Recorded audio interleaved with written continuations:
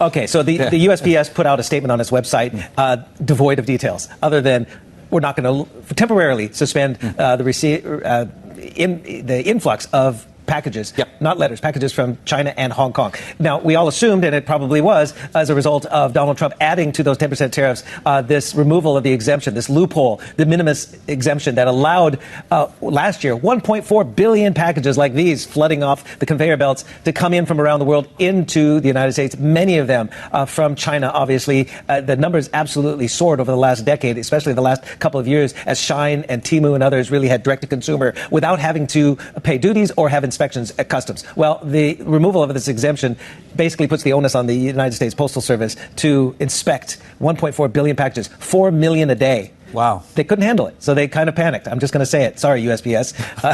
They kind of panicked, but then there was a backlash. So they've removed that, and now they are accepting all packages and letters. We'll have to see how this one plays out. Steve, thank you so much. Stephen Engel there, our Chief North Asia correspondent. Let's bring